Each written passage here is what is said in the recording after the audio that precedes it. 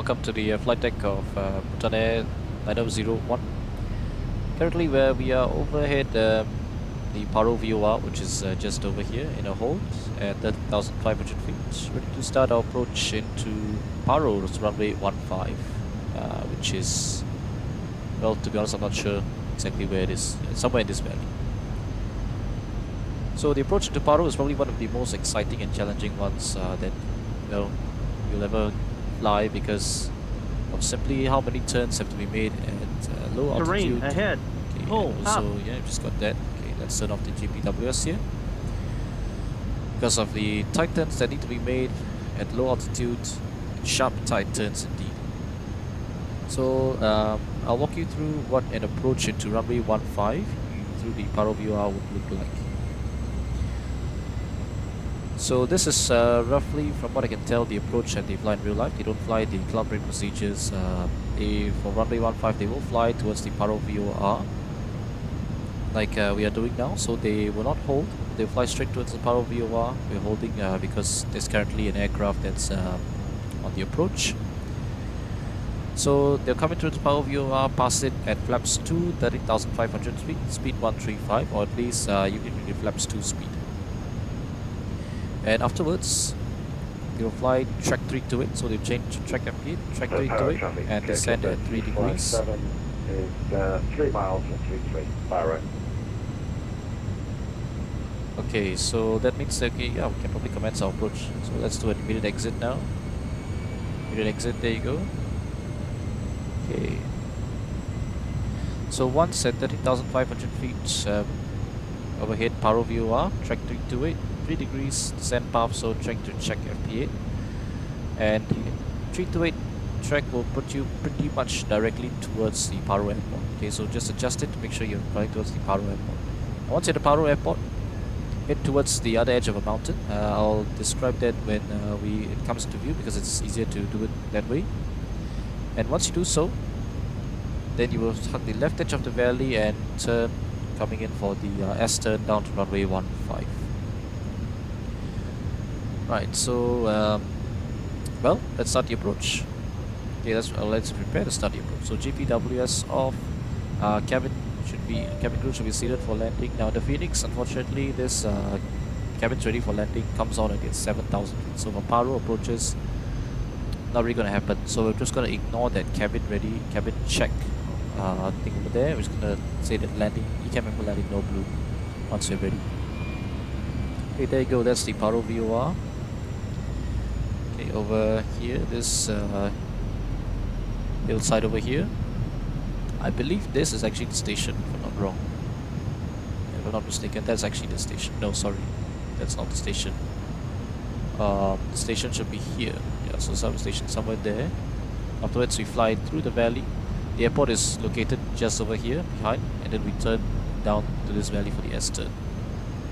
Showers in the area.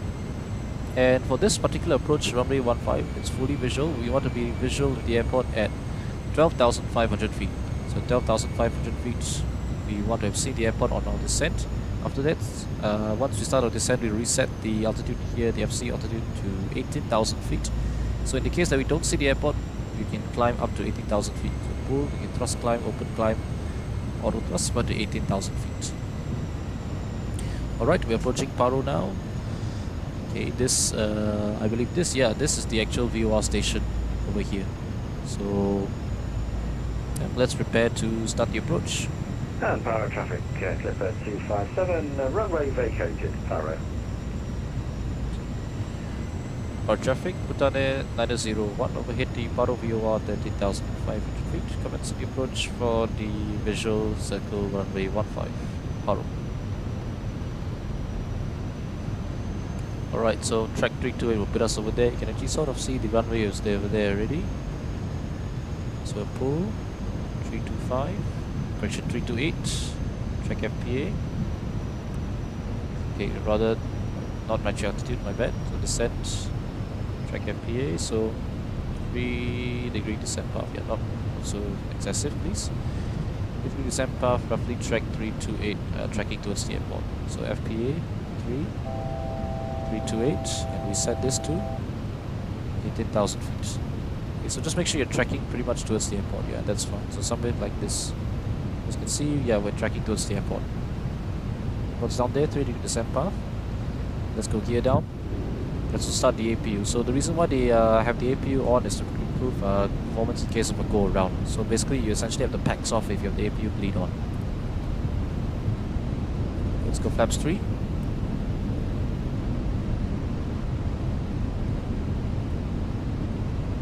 Alright, so the plan is come here, this way, hug this left edge, and come down here for the S-turn down final.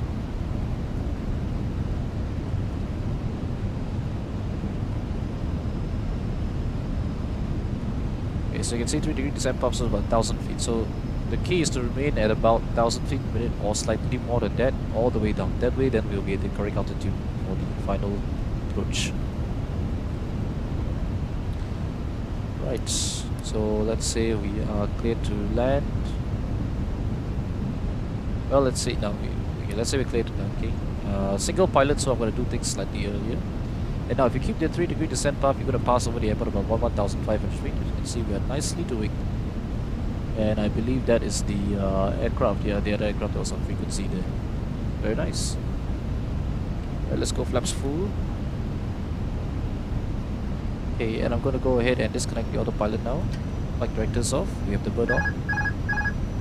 And we're going to slightly aim to the right over here. So the reason for doing so is so that we can nicely cut across this hill over here. So remember, keep the descent rate of 1000 feet per minute. So you can see 1500 feet nicely over the airport.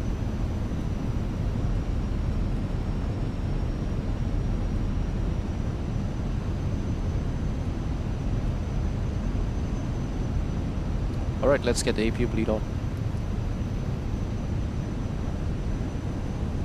Okay, now let's start the left turn over here, hugging the edge.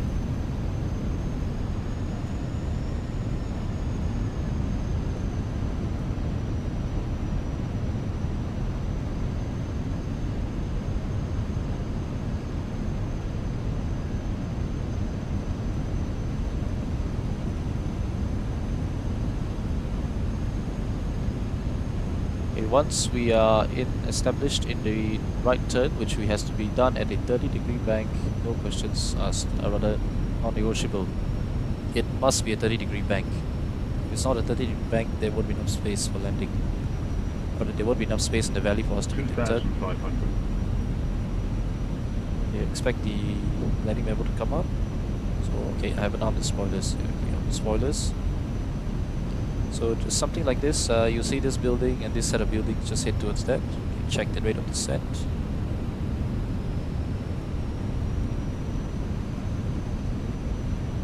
You're roughly 10,000 feet and heading towards this particular patch of terrain here. Then we can start that turn. Okay, ECAM memo, landing no blue, landing checklist complete. Okay, let's make the turn now.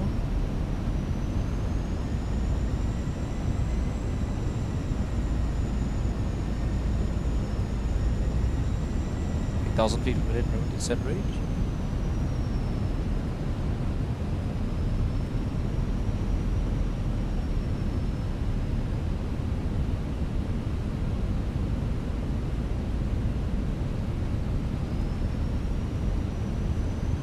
Alright, set manage speed.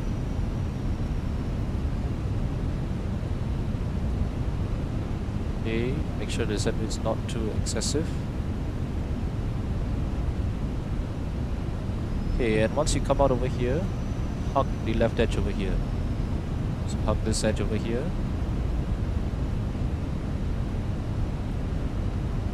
Okay. Hug the left edge and aim for the monastery once you are over the river. Auto traffic, Batane 901, final runway 15.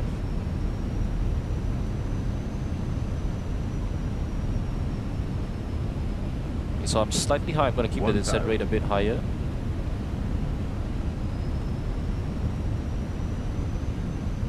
And once you're over here, so you pass this, okay, I'm going to completely ignore that cabin ready call. So over here, turn the aircraft, 30-degree bank, aim towards just left of the hill that's coming up. So you can see that hill that's coming up shortly. There you go. Just aim to slightly left of this hill. Keep that descent rate going. Last thing you want to do is be high on this approach. 500.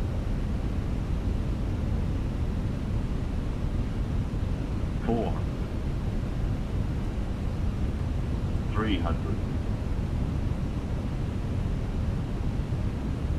Okay, delay this turn until as late as you 200. possibly can. Tank rate. Tank rate. 50, 40, 30, 20, retard. 10,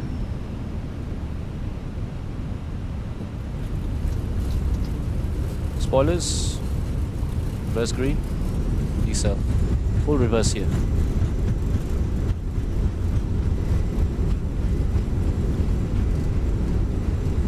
$70 knots. Manual brakes. And very likely to get a brakes hot E-cam, but that's alright. Stopping is assured. Store the reversers. Stop the flight time. 3 minutes over here. There you go. Okay, the lights just come on. Very nice. That's why the airport is closer, because the airport is closed during sunset.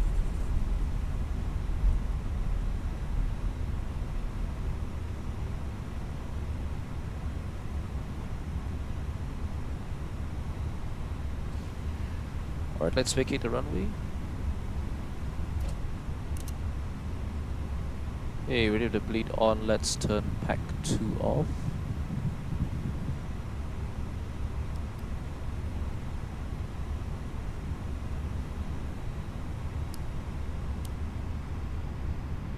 Check flaps. Sound the speed brake. Bit of engine thrust over here.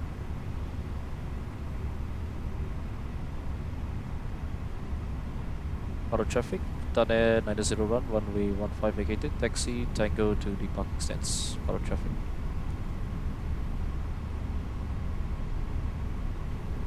Alright. And there you go. That's how you do runway 15 to Paro. Thanks for watching.